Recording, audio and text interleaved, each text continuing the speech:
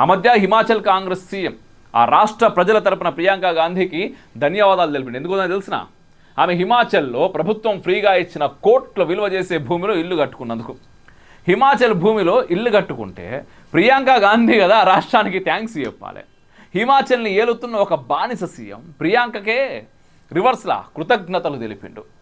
ఆ రేంజ్లో ఉంటుంది కాంగ్రెస్లో ఫస్ట్ ఫ్యామిలీ పైన స్వామి భక్తి.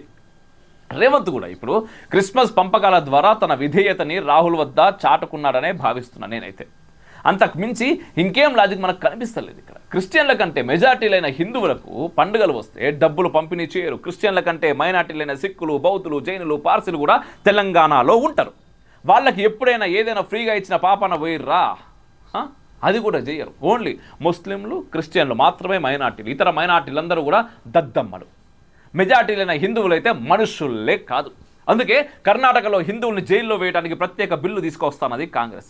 ఇక్కడ క్రిస్టియన్లు అడగకున్న క్రిస్మస్ నజరానాలు గుమ్మరిస్తా ఉన్నది టీ కాంగ్రెస్. ఇంత జరిగినా ఇవేం పట్టించుకోకుండా మాకెవడేం చేస్తాడు ఏంది అనేది ఆలోచించకుండా పోయేది ఎవరు, ఉరికేది ఎవరు? హిందువులే.